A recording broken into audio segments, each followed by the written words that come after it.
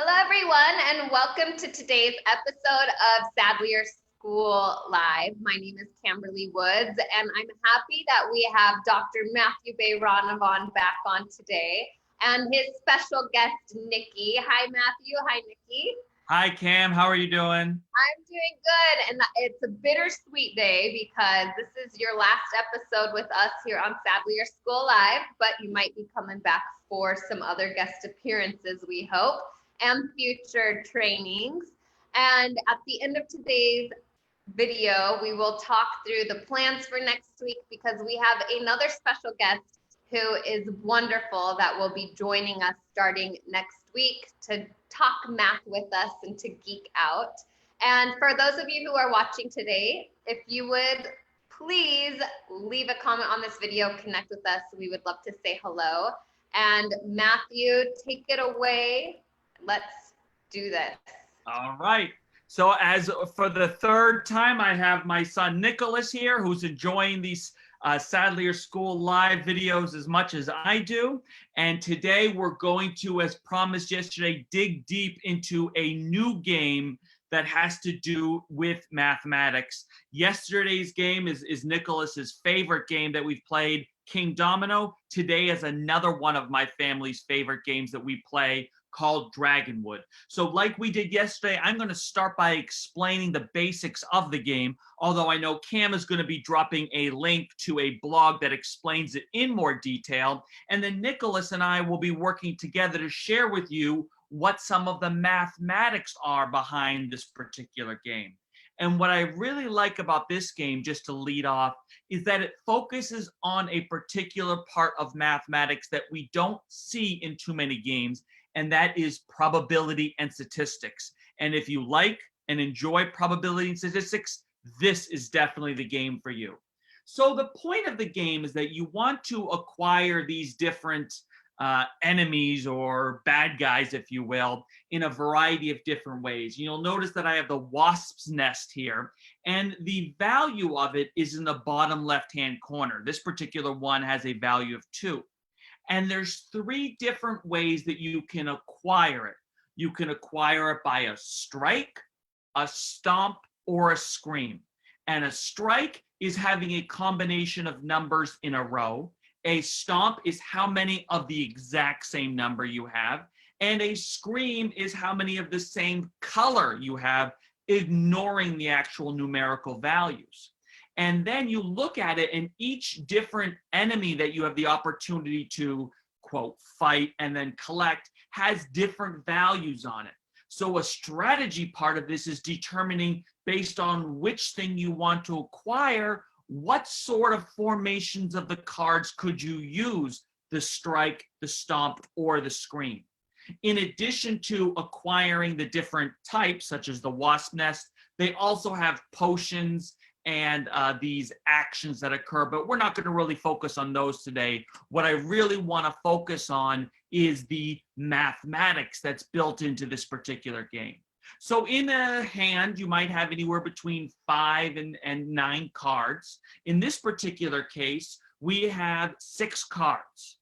Nicholas, can you explain to us, when looking at these cards here, what are our different options for strikes, stomps, and screams? So what about strikes first? What might we have? We have 11, 12. Okay, so strikes are numbers in a row. So we have an option that would give us 2, an 11, 12 strike. And that number 2 is going to correlate with how many dice we're going to be able to get when we roll to see if we can capture that enemy. What about a stomp? There's 2 3s. 1, 2, 3. Okay, so if we choose to do a stomp, there would be the number 2 again, because I have 2 number 3s. And what about a scream? We could do the green 9, the green 7, and the green 12. So there's 3 for scream because there's 3 of that same color green. So without knowing anything, what do you think it would be best to go for? Should we focus on the scream, stomp, or strike in this situation? Probably stomp, because there's the most cards, so it can do the most valuable things. Okay, so with the stomp, how many do we have of the stomp? 2. 2. How many do we have on the scream? 3. So would it be better to use the 2 dice or the 3 dice? 3 dice. Okay, very good. So in this case here, the scream, which we have 3 of them. So now how does it actually play? You have a combination of 5 different things that you can go after on your turn. And then you see all of your cards here, and then you have to figure out, first of all, what is it I want to go for? And would it make the most sense to do the scream, the strike, or the stomp? So in this particular example here, we could take a look at all the different options and figure out what we might want to go for. So Nicholas, looking at these 5 cards that we have on the bottom, the strike, stomp, or the scream, which one might make the most sense to examine? We would do the strike because there's 3 now, and we would probably go for like the wild boar because it's 8 points for 3 dice. Yes, so in this case, the strike is the most. And think now here, you might be saying, well, where's the math right now? This is problem solving, reasoning, critical thinking that's going on here. So I might consider going for either the wild boar or the jaguar. Now, how does it actually work? It works when we look at the dice. And the dice are back on this picture here. The dice are a little bit different because they don't go from 1 to 6. The dice go from 1 to 4. So there's 1 1, 2 2s, 2 3s, and 2 4 and 1 4. So the middle number or the average is about 2.5. So when you're trying to make those decisions about what you should go for, you would know that you would average about 2.5 per roll if you look at 1, 2 2, 3 3, 4. So when we have our strike, Nicholas, we would take 3 dice and roll them to see if we can get that fierce jaguar for the strike. Do you think we would have a likely chance, unlikely chance? What do you think is our odds or our probability of getting that fierce jaguar if we use 3 dice? Probably a likely chance because we could do like a 4, a 3 into 1. Mm-hmm. What would be another option? We could 2, 1, a 2 into 4. 2 2 4. Good.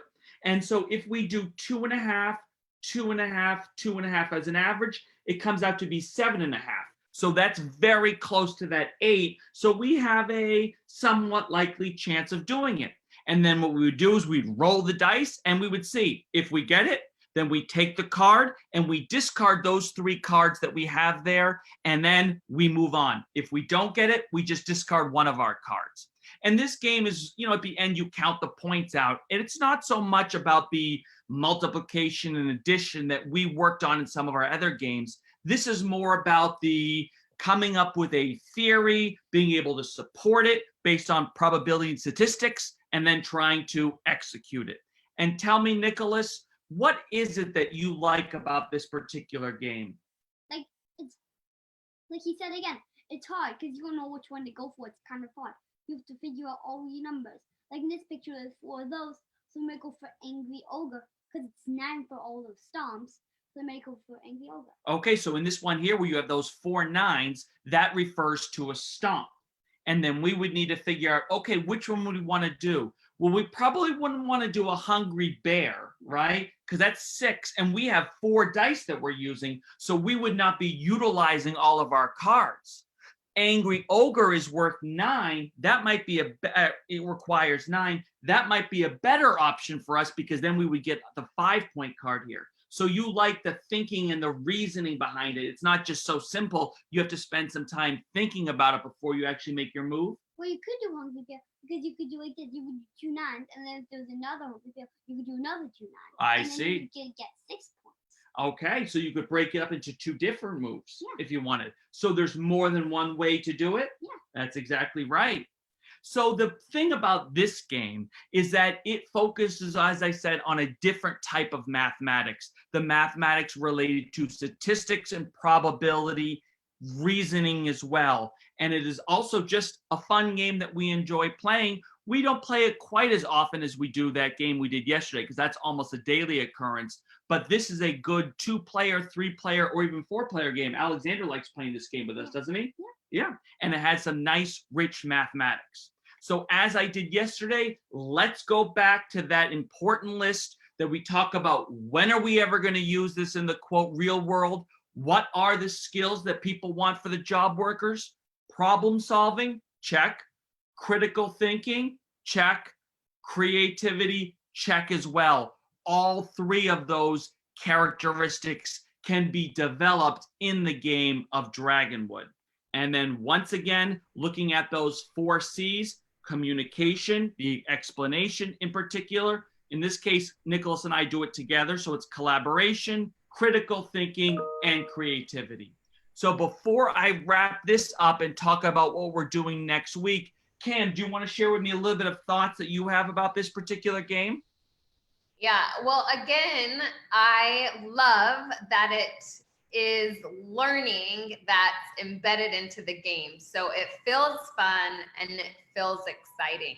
And I just want to reiterate, like, one of the greatest things I've learned from you the past couple weeks is that, you know, something as parents or caregivers that we can really focus on with our kids is having dialogues that spark problem solving and critical thinking and creativity, and doing activities with our kids that might not feel like school, but are helping them develop all of those characteristic traits. And it helps me as a parent feel a little bit less overwhelmed about having to do all of the home learning. And now we're going into summer and we want to do summer learning and help our kids so they don't fall behind in the summer. And if we can take it back to those core traits or elements, I think it really helps with that overwhelmed feeling. And you're absolutely correct. And it's a great segue to sharing with basically what I believe in and what I have tried to espouse both in these twice a week Sadlier School live videos that we've been doing since the middle of March, as well as those master classes that I've been working on with Sadlier. Here are my values. 1, math should be joyful and playful. That is a key component. 2, games. Use games as a way of learning. It makes it fun, engaging, and more likely that kids are going to want to do it. Focus on a growth mindset.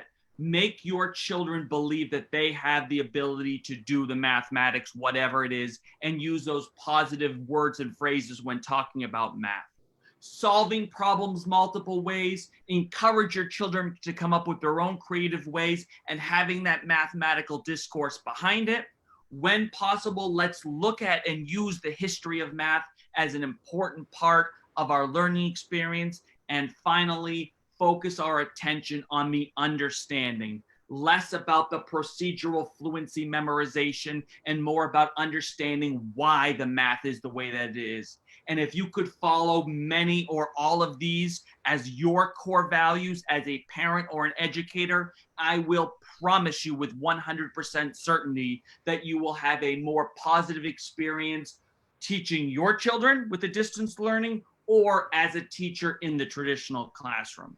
And someone who very much believes in these same things is the mathematician and math educator that's going to be continuing these Sadlier School live math sessions next week as we continue to do 2 math sessions each week. And it is Dr. Chris Brownell, who comes from California, who's the author of the best-selling book, Math Recess, with Sunil Singh, and he is also the head of the STEM Council, I believe it is, at Fresno State University, and he has a lot of the same ideas that I have, but he's going to put a new twist and flavor of them to keep the conversations going. So you folks are in great hands continuing this conversation next week and going forward with Dr. Brownell. Thank you so much, Matthew. I appreciate it. And like I mentioned, the last couple weeks with you have been really eye-opening for me, and I've learned so much from you, and I can't wait to continue learning from you in the future. So if you want to remind everybody where they can find you too, your website, I'll drop all the links to it in the chat here on Facebook as well, so that they can follow up with you and follow you over on Math with Matthew.